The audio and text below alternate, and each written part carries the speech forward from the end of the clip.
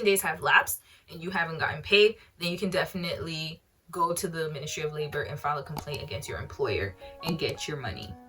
Now, some Hagwons, you can be given like autonomy and they trust you and they'll let you come up with a curriculum, but more often than not, they have a set curriculum that they need you to follow from certain books, and that gives you no room to really be creative, especially if you're a teacher who wants to be creative and you like to really be hands-on with your class. It can be kind of difficult. The good part about it is I didn't have to come up with lesson plans, but the bad part about it is their lesson plans were so bad. Like, their videos were okay, but I felt like for the age levels, like certain topics were not appropriate. And another problem is that some of the students are not in the right level that they're supposed to be in, and I'm going to touch upon that in a minute.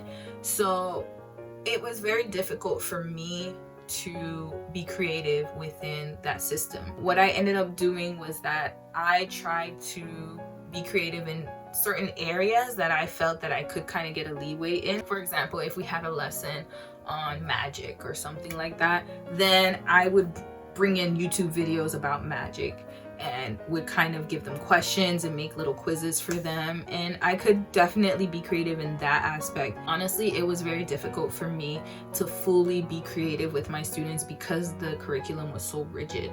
So if you are one of those teachers that wants to have autonomy and you also want to be creative and you're actually like into hands-on learning and practical learning, then Hagwons may not be for you. You may have to seek a Hagwon that you know has a reputation for letting teachers come up with their own curriculum. But usually in Korea, that's not how it works. Usually in Korea, how it works is that you don't really get a say into the curriculum, unless maybe if you work for a public school or an international school where you have more chances of being a hands-on teacher. But as far as a Hagwon goes,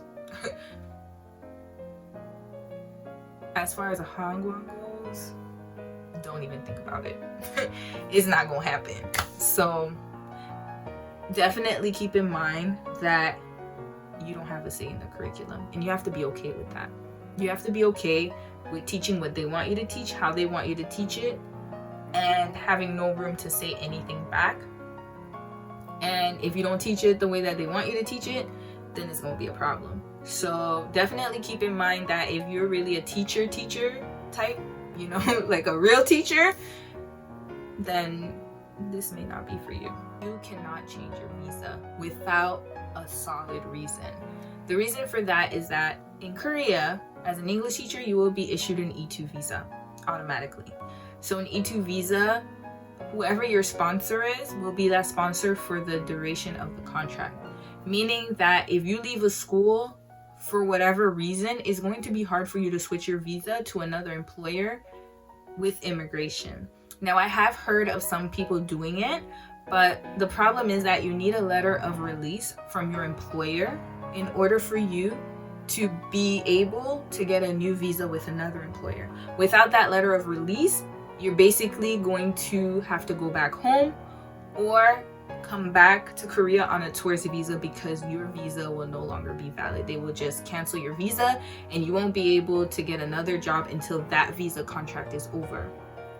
So basically how it works is like this.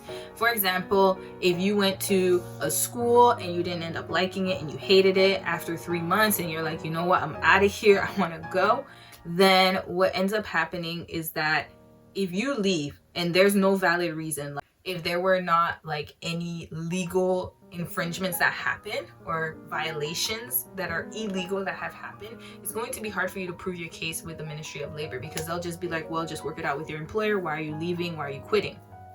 And also, you cannot just leave a job just because you hate it, because again, it's going to be hard for you to get that letter of release from your employer and switch over to another visa. Now, if you and your employer agree to have the letter of release and then you're able to go to another employer, that's a different story. But more often than not, employers are really salty about it. I've heard situations of where they'll promise someone a letter of release, and then once the person leaves, they don't even bother to give it to them, and they're like, you're on your own. So you may not get a chance to switch your visa. So you have to be okay with having to stick with that employer for a year. And that's one of the negative things about teaching in Korea, is that you're stuck with that visa for 1 year and it's really difficult to get out of it. So I would say definitely make sure when you select your school that you are very 100% sure that you can last there for a year, because if not, baby, that year is gonna be hell for you. You're gonna have to deal with promoting students who don't deserve to be promoted. That one was hard for me because I'm by the book when it comes to promotion. You know, I try to give students the benefit of the doubt and a chance. But if I see that you're not doing well, or I see that you shouldn't be at the level that you're in, then I'm going to keep you back, because I feel like it only hurts them in the future if you keep promoting them. However, at Hagwon, they don't care about that. The point of a Hagwon is for you to be the English teacher. Your job is to teach whatever they tell you to teach and to promote the kids no matter what. So I've had students that I've had to promote even knowing in my heart that their level of English is not even deserving of that level. But because of the rules of my Hagwon, and because my boss made it clear to us, little boss, I should say, made it very clear to us that we should let students pass even though they don't deserve to pass, that didn't sit well with me. And the reason for that is these parents are ruthless. They have the money, they have the power.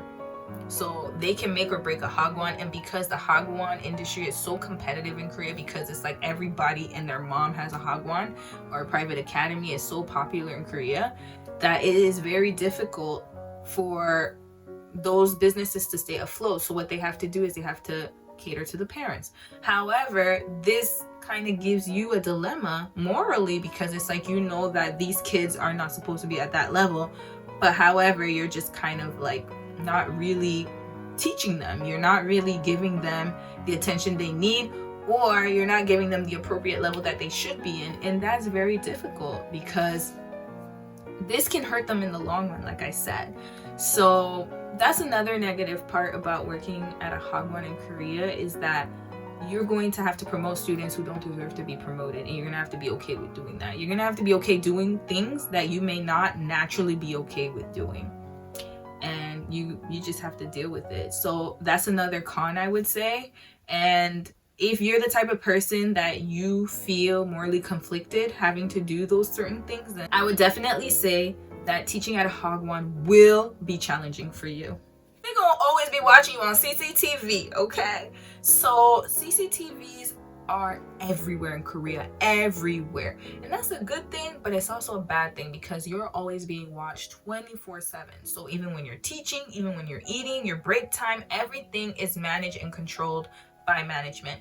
So if you are teaching in Korea, definitely get used to being on CCTV, get used to the management watching you on CCTV at all times, no matter what.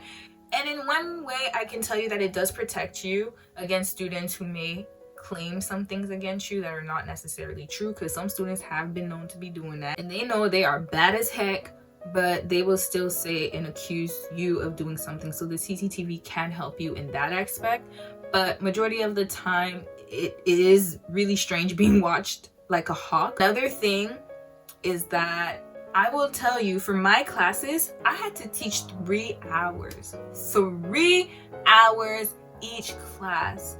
And that was for students who were like, I would say 8 and up. I had to teach them for 3 hours. And the younger students, it was like an hour. An hour each, an hour and a half, an hour. For 3 hours, you're being watched, you're being monitored. Now, I got away with sitting down a lot because they didn't pay me. So I was like, look, y'all ain't paying me, so I'm gonna sit down when I need to. Now, of course, I got up whenever I had to teach, but for the time that they were doing assignments, I sat down. Yes, I sure did, because they didn't pay me on time anyway. So for me, it was okay. But for other people, you may be expected to stand up the whole time that you're teaching.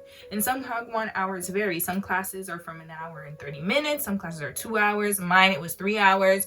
You might be expected to stand up and to always walk around and to always watch your children, which is what you're supposed to do naturally. But standing up for a certain amount of time and having only like 15-minute breaks in between, it can be really rough.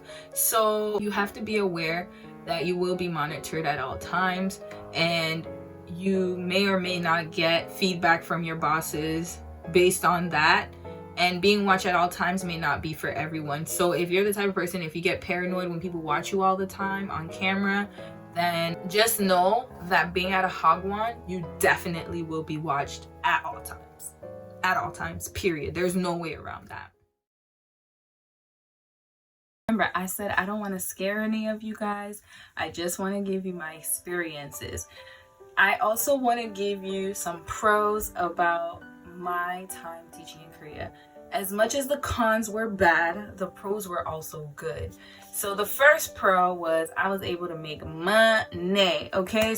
Normally as a Hagwon teacher, you get paid a lot more than public school teachers. So usually our salary starts at 2.1 million up until probably 2.7 is the norm. 2.7 is extremely rare. Anything 2.5 to 2.7 million is extremely rare because those salaries are usually pretty high for Hagwon teachers. Normally industry standard is between 2.1 million to 2.3 million starting, and 2.1 million is about, we'll say, equivalent to about $2,000 USD, 1,900 to 2,000 USD, depending on the exchange rate, and that's per month. And you also get housing paid, which means you don't have to pay for your housing. The school provides your housing, and you get to basically pocket everything. Electricity is super low. I didn't pay a lot of money for my electricity bills, so I was making a good amount of coin. So the money is good.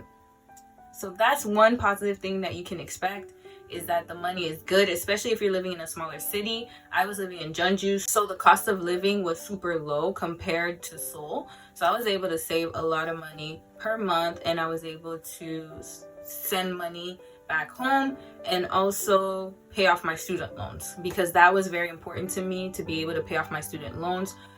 It was really good for me to have that amount of money every month, because I was able to do so much more for it without having to worry about how I would live, paying rent, and things like that. So that's definitely a positive about teaching in Korea. Another positive is that you get to experience Korea. Living in Korea can be amazing because you're learning a different language, you get to immerse yourself in a different culture, and you get to experience different way of life, different food, different society.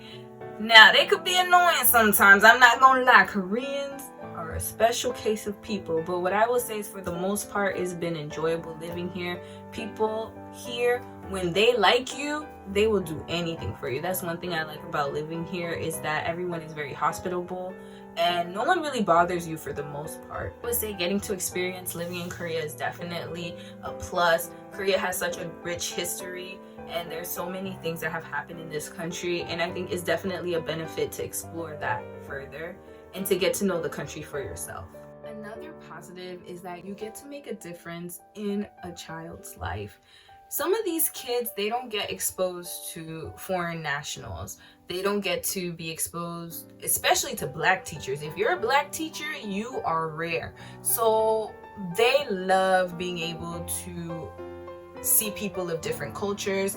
They are growing up in a generation where they have access to the internet more, so they're seeing a lot more videos. Some of my students were doing dances that were popular in the US. I remember that song, Rolly, all I rolly with a dapper ranch, whatever that song is. They were just so enjoyable to be around overall. Now, some of them were annoying as hell, but for the most part, majority of the students were very hardworking. They were very smart, and they were also just kids, you know. They wanted to explore, they wanted to learn new things. They were very open and receptive to learning about my culture, or even Black culture, just in general. And they were like that with all of the other teachers.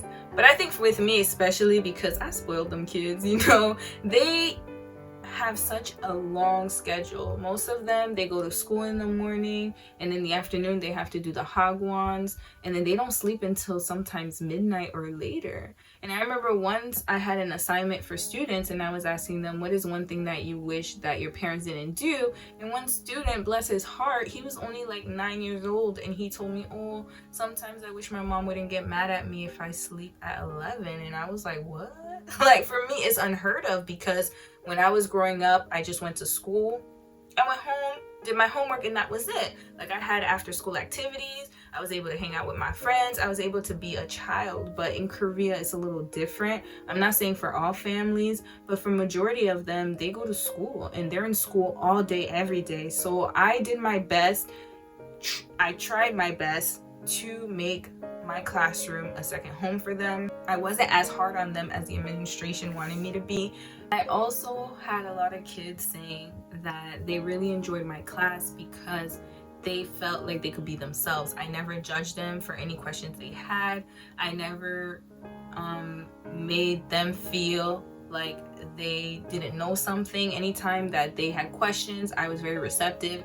And I think that's very important, especially for students here that have such a strict system.